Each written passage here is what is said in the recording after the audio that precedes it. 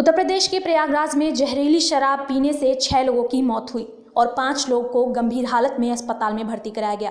बताया जा रहा है कि इन लोगों ने देसी शराब के सरकारी ठेके से शराब खरीदी थी। घटना की जानकारी मिलते ही कमिश्नर समेत जिला आबकारी अधिकारी मौके पर पहुंच गए।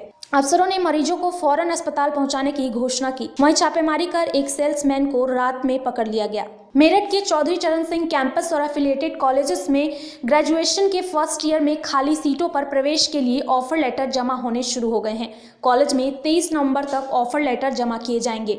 कॉलेज ऑफर लेटर के आधार पर 24 नवंबर से 2 दिसंबर तक प्रवेश करेंगे। छठ मनाने बिहार जा रहे 2 युवक कृष्णा और सुभाष की आगरा एक्सप्रेसवे पर हादसे में मौत हो गई और एक व्यक्ति की हालत गंभीर है। गुरुवार देर रात एक्सप्रेसवे से नीचे उतरते वक्त कार बेकाबू हो गई और डिवाइडर से टकराकर खाई में पलट गई, जिससे कृष्णा और सुभाष की मौत हो गई। अलीगढ़ मुस्लिम विश्वविद्यालय डिस्टेंस एजुकेशन सेंटर में एमए और बीए कोर्स फिर से शुरू करने की तैयारी कर रहा है। इसके लिए केंद्र की ओर से यूजीसी को प्रस्ताव तैयार कर भेजा जा रहा है। इन दोनों कोर्स के शुरू होने से विश्वविद्यालय को बहुत लाभ मिलेगा। बता दें 2 साल पहले इन दोनों कोर्स को अमान्य बताकर यूजीसी द्वारा रोक लगा दी गई थी, जिसे अब संचालित किया जा रहा है। मुख्यमंत्री योगी ने लखनऊ और उसके बाद प्रयागराज जहरीली शराब कांड पर सख्त कदम उठाया है। योगी ने जहर के कारोबारियों पर गैंगस्टर एक्ट के तहत कार्रवाई करने और उनकी संपत्ति नीलाम कर पीड़ित परिवार को मुआवजा देने का निर्देश दिया है। साथ ही प्रदेश के डीजीपी ने शराब के काले कारोबार पर हर हाल में अंकुश लगाने को कहा है। वहीं अवैध शराब बिक्री होने वाले इलाके के थानेदार और आबकारी अधिकारी पर सख्त कार्रवाई की जाएगी। अयोध्या राम मंदिर निर्माण समिति की बैठक 22 नवंबर को दिल्ली में होगी। बैठक में राम मंदिर के फाउंडेशन के तकनीकी पक्ष के अलावा कार्यदायी संस्थाओं L&T समेत टाटा इंजीनियरिंग और कंसल्टेंसी के साथ किए जाने वाले कॉन्ट्रैक्ट्स को अंतिम रूप दिया जाएगा। गोरखपुर के जेल बाईपास रोड की स्निग्धा चैटर्जी बनी नेट क्वालिफाई करने वाली यूपी की पहली थैलेसीमिया पीड़ित। 2.5 महीने की उम्र से मेजर थैलेसीमिया से पीड़ित स्निग्धा नेट के बाद अब JRF के लिए प्रयासरत है। नरेश त्यागी की हत्या करने वाले 2 शूटर और एक अन्य की पुलिस की सर्विलांस टीम के आधार पर धरपकड़ की गई है। इसी मामले पर एसएसपी कलानिधि नैथानी ने बताया कि जितेंद्र त्यागी को पहले ही गिरफ्तार किया गया था, जिसने इस मामले में खुलासा किया है। जितेंद्र त्यागी ने बताया कि विधायक के बड़े भाई गिरीश का इसमें मुख्य हाथ है। वहीं गिरफ्तार आरोपी ने बताया कि इनकी पहले से ही रंजिश चल रही थी। गोरखपुर जिले में छठ पर्व धूमधाम से मनाया गया। छठ महापर्व शनिवार को उगते सूर्य को अर्घ देने के साथ ही संपन्न हो गया।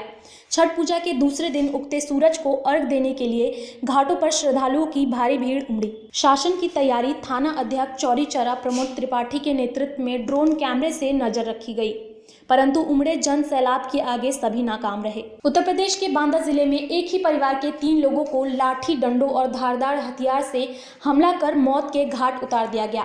बताया जा रहा है कि चचेरे भाइयों में आपस में मामूली विवाद के बाद बात इतनी बढ़ गई कि एक पक्ष के लोगों ने हमला कर एक पुलिस कांस्टेबल, उसकी मां और उसकी बहन की बेरहमी से हत्या कर दी। उत्तर प्रदेश के ललितपुर जिले में अमरूद खिलाने के बहाने एक 12 वर्षीय नाबालिग बालक के साथ गांव के ही युवक ने जाति करने की कोशिश की। असफल होने पर उसका मुंह दबा दिया।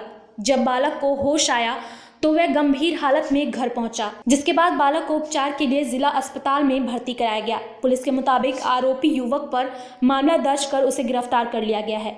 यूपी में कोरोना काल में हजारों की संख्या में MSME इकाइयां आर्थिक बोझ के चलते बंद हो चुकी हैं या बंदी की कगार पर हैं। प्रति किलो कच्चे माल के भाव में 100 रुपए से अधिक का उछाल आया है। इसका असर राजस्व और रोजगार पर पड़ने की संभावना है। ऐसे में MSME इंडस्ट्रियल एसोसिएशन नोएडा ने प्रधानमंत्री से कच्चे माल के भाव को नियंत्रित करने की मांग उठाई है।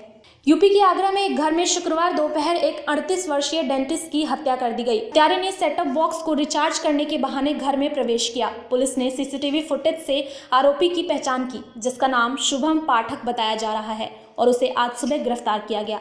उत्तर प्रदेश में कोरोना संक्रमण ने फिर रफ्तार पकड़ ली है। प्रदेश में पिछले 24 घंटे में कोरोना से संक्रमित 2858 नए मामले सामने आए हैं। प्रदेश में 23,357 कोरोना के एक्टिव मामले हैं। कोविड-19 रिकवरी रेट 94.8% है। पंजाब की रोपड़ जेल में बाहुबली विधायक मुख्तार अंसारी को कई मामलों में उनकी पेशी को लेकर यूपी पुलिस उसको वापस प्रदेश में लाने की सभी कवायदों के बाद भी सफल नहीं हो पा रही है। रोपड़ जेल के अधिकारियों ने चंडीगढ़ पीजीआई के हालिया मेडिकल रिपोर्ट का हवाला देकर बताया है कि अंसारी को 4 हफ्ते के बेड रेस्ट की सलाह दी गई है। ऐसे में मुख्तार अंसारी को यूपी भेजना संभव नहीं होगा। डीजीआई आजमगढ़ सुभाष चंद्र दुबे के अनुसार डिपार्टमेंट अपने लीगल सेल के साथ ही शासकीय वकीलों के साथ कानूनी राय मशवरा कर अंसारी को यूपी लाने के कानूनी विकल्प पर विचार विमर्श कर रहा है।